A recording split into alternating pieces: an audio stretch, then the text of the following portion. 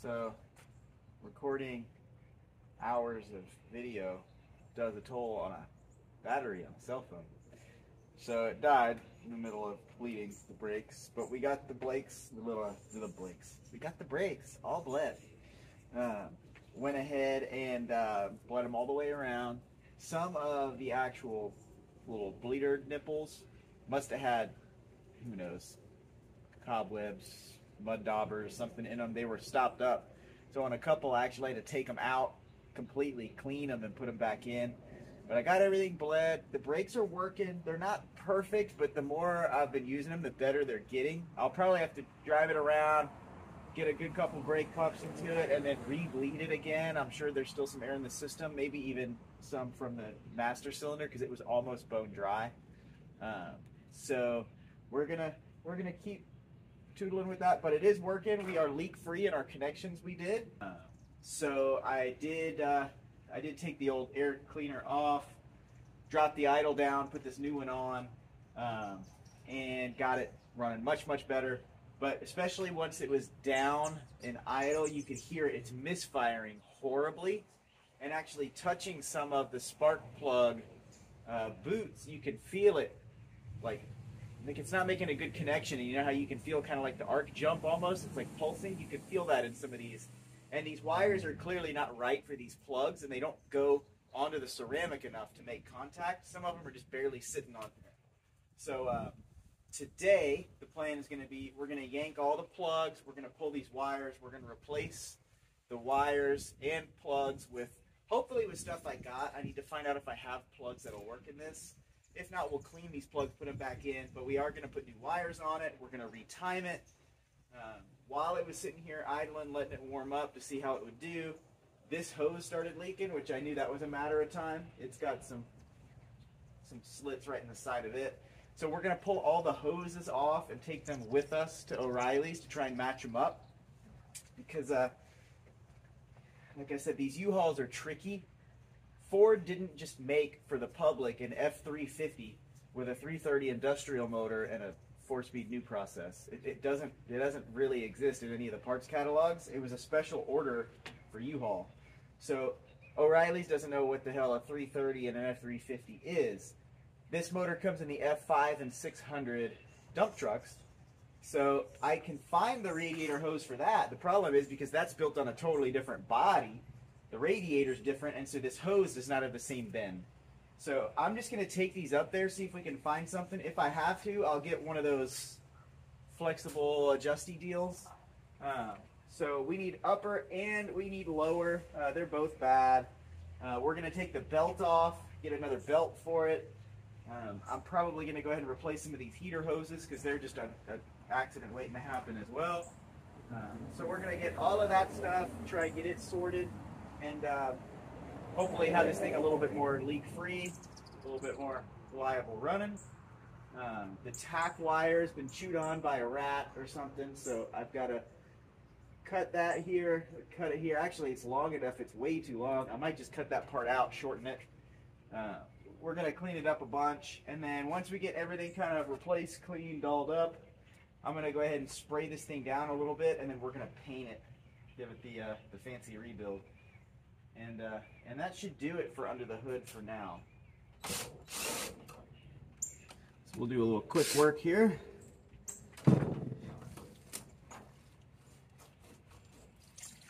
Oh, lovely.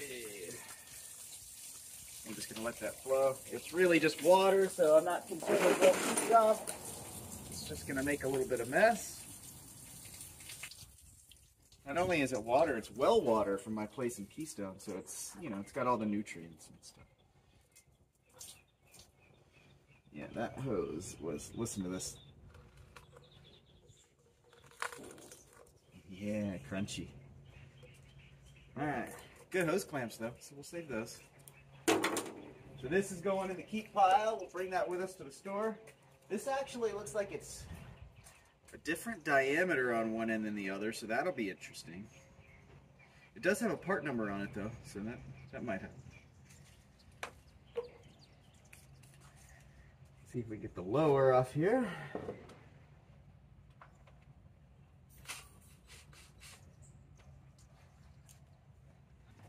Gonna persuade it a little bit.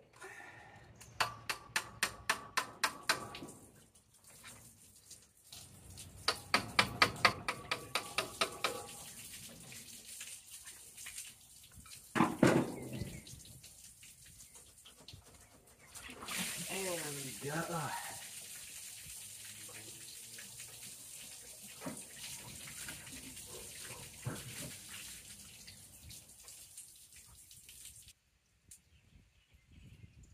Of course, there should be water pump in here, or not a water pump, thermostat. Double thermostat actually should be in this housing. I can't feel them in there, so I'm almost wondering if they've been deleted on. But if that's the case, we're just going to leave it that way. Right. What else we want? I want to take one of these heater hoses off so I can get those matched up.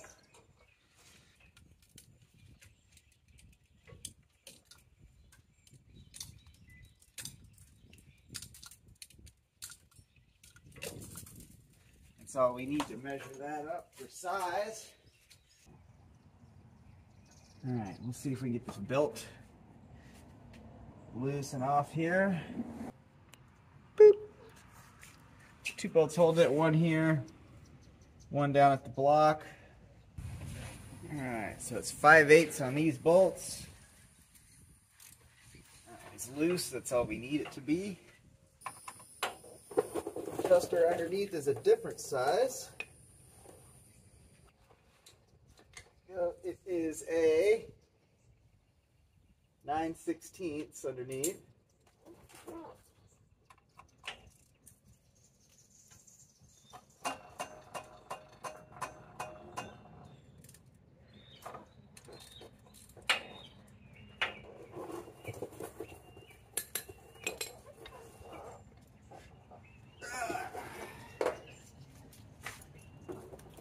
Now this should just swing in. Belt will swing off. We got to get it around the fan here. Voila. This thing's so old and crusty. I don't know if we can make out a number. Oh, here we go. It looks to be a 17440 or a 19964, maybe? I don't know. We'll take it up there and see what they say. Yeah, a little messy under here.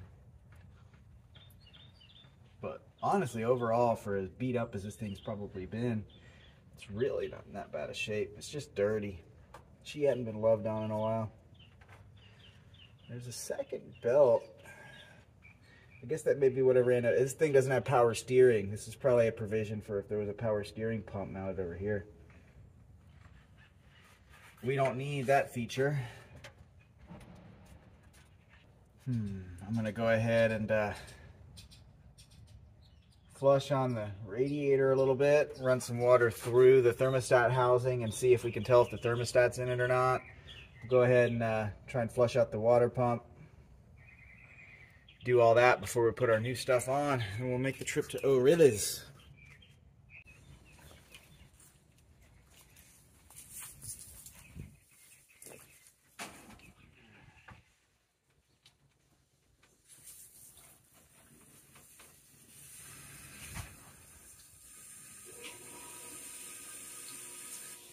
Well, I can tell you there's no thermostats in it.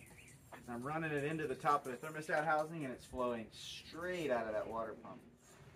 So I'm assuming that there's nothing separating the two of those. Some of it could be going through that bypass, but I don't think that much would be going through. So it's sort of interesting and I wanted to show you guys, but that's an awful large fat timing cover. I'm assuming this thing must be timing chain, and I'm assuming this is my timing mark here. It comes to a point right on this, so I'll have to find the spot and mark it so we can set our timing. See if I can zoom you in on that. See that little pointer right there? Kind of a funky setup. Big old big old timing cover. I went ahead and pulled the #1 spark plug, which is this guy right here. It's an Autolite 45, which I can't find anywhere, but it looks like it cross-references to the part number for what they have now, which is like a 124. But that thing actually looks really good. Nice even wearing on it. Let me see if I can get you to focus here. Nice even wear on it. No oil fouling, which is surprising. No carbon fouling. It actually looks really, really good. I mean, it's that nice golden brown color, but that's not bad. So we may yank them all, clean them all, put them back in, but they look decent. We'll check the gaps. That gap looks like it might be a little bit big, but overall, at least on that cylinder, not bad. But it was the middle two on that side, and I think one of these rear ones on this side were the ones that seem to have a little bit of a miss. I noticed if you look at the top of the distributor, some of these have the little nubs on them, some of them don't. Like these three are different. And these three are the ones running to the questionable side, looks like. And this one runs to the rear. So my guess is maybe those three wires are bad or not making contact well somehow. So they're all coming out. I'm going to probably go ahead and open this distributor up too and just see how the rotor button and all looks in there. Maybe clean it up. It is an HEI, but it's one of those cheapo Chinese ones like I buy. So it's possible it's not good. So we're going to check all that out, see what we got, and then go from there. Labeling all these spark plugs so I know firing order for this thing when I yank all the wires out.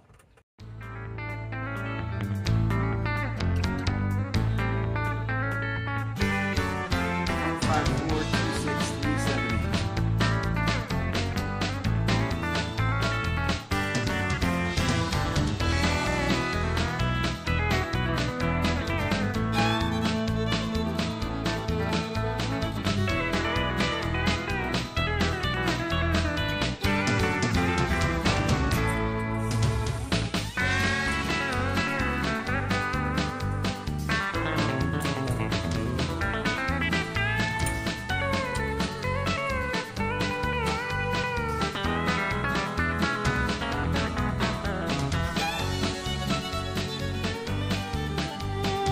Managed to step on a piece of glass, so I made myself a band-aid, folded a piece over so the sticky's not on the cut part. Just bam! Look at that. It's as custom as this truck's gonna be. Pulled the distributor cap, it looked brand new under there, so just put it right back down. I'm not gonna mess with it. Alright, I think I found another rough idle issue. Keep an eye on this third guy back, cylinder 7. I can wiggle him by hand. Might even be able to take the plug out by hand. I noticed when I was vacuuming that it was moving. At first I thought it was a cracked ceramic, but this plug itself is actually finger tight in there. Yank this one, see what it looks like, and hopefully it's just loose and it wasn't some kind of mechanical damage or it getting pushed out. We're gonna find out.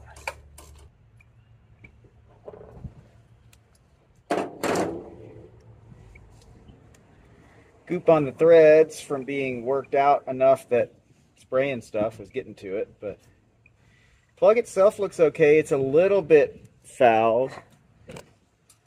Let's get you in here. You can tell it's been running lean because it wasn't getting good spark, because it wasn't seated well, weren't getting good compression, but no mechanical damage. Gap looks good still, so we're going to clean it and put it back in. So now that we've gotten everything cleaned up, we'll go ahead and yank out the rest of these guys.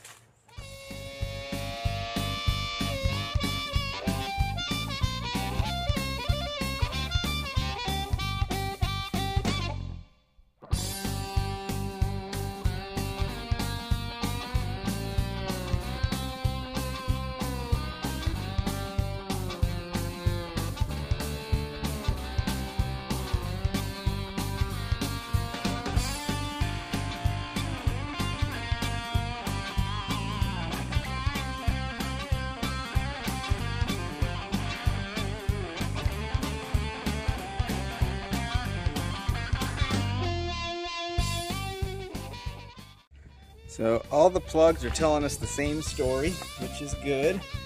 They've all got just that light golden brown on the ceramic. The straps are burnt pretty evenly all the way across. This one, a little bit of oil fouling on it, but also if you look, the threads are dirty most of the way up. It also was not super tight in there. So I think with some cleaning up of the threads, and we'll clean those wells out good, once we get these clean and run in all the way, that should fix that problem. Same story on the driver's side. All have nice coloration. This one a little bit lighter than the others. These two, the straps, have a little bit of fouling from being lean, but that's because those two were the ones that weren't properly installed. This one was really loose. This one also was coming out funny, and it was coming out in like, it was almost like hesitating bits and pieces, like the threads were messed up in there. So we're gonna clean that one out really well, take a look at the threads and see. You could see the way even that it is, there's a bunch of carbon fouling and stuff around here where it wasn't seated right and it was blowing by. So we definitely had some blow by from these two cylinders, which I think is a big part of why it wasn't running right. That coupled with those wires that weren't seating well on the coil, I think were giving us our issues. So if any of you out there also have one of these U-Hauls, you'll know that parts for these are really hard to find because they're basically unicorns. It's F-600 running gear and an F-350 body. So parts that go from anything body related to engine related don't match up. So radiator hoses is one of those things. It uses a standard truck radiator, or at least mounting point, with the industrial stuff. My neighbor really loves his chainsaw. So I was able to kind of hodgepodge, and thanks to the guys at Oreillys for letting me dig around and root around for a while, I found a couple that are close enough, I think, that I can trim to make work. This one here seems to be a pretty good match for, this is the lower. It lines up almost just right. I'm going to have to lop like 2 inches off the end. This is a 22-893, but I think that'll work for that. And then this one's going to be a little bit more funky, but I think I can make it work. It's a 22-693, so a 22-893 and 693. You see, look, that follows about the same contour and ends up in the same spot right here. If I cut this last like 6-8 inches off, it's not exactly the right bend, but it'll work, and it's only going to clear the radiator, the fan shroud. This is the upper. The only drag with it is this diameter is the same. The diameter at the radiator is much larger. It's an oversized radiator, so I might have a hard time sleeving this over because it's probably about a, I don't know, 1/4 of an inch too small. But I'm going to lube the hell out of it and try and heat it up a little and stretch it, and hopefully I can pop it right on there. I'm going to try and get it on before I cut it, so if it doesn't work I can always return it. But that was really the only thing they had that was any kind of semblance to close. So so that's what we're gonna go with. I think it'll work. So that's our routing for that. The belt, at least one for the alternator, is a 9440 is the part number. I matched it up with the old one. It's a perfect match, so we know that'll work. I went ahead and got 8 feet of 5/8 heater hose line, and we're going to use that to change the heater core lines and also the bypasses and stuff that are in there, because all of those are crusty. We're going to replace everything we can. The only hose I did not buy to replace, and I might even be able to use possibly a section of this that I cut off for it, is this guy right here, this bypass. I don't have anything for that, but I'll see what I end up with. Maybe I can make something work. While I was at the parts store, I also got some brake cleaner and some fancy new brass brushes. So I'm going to go ahead and clean all of these spark plugs and re-gap them. Won't bother to show you that. We've done that before. We've been around that block a time or two. So most of the plugs were already gapped around like 0.030 to 0.38 on average, depending. It was weird. Some of them were almost like he didn't gap them out of the box. But I figure all these plugs were running good. They were burning clean, so I didn't want to go crazy. So I've got them all gapped to 038, which was the widest gap of all of them that I had to begin with. So they're now all gapped evenly, all at 038, and we're going to go ahead and throw them back in.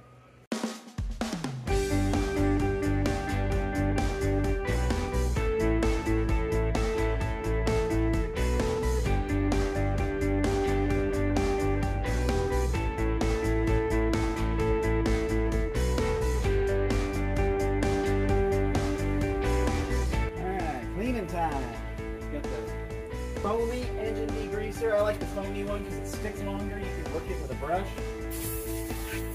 We already got the fancy Oreillys Disney's away, these 3 air cleaner covers.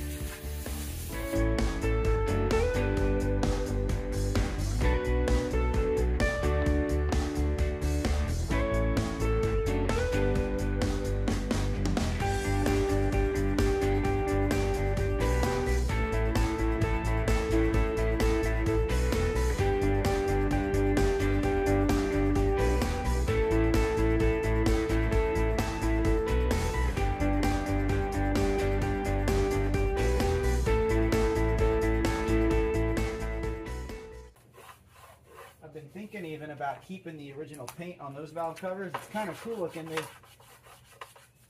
They had to work real hard to get looking like that.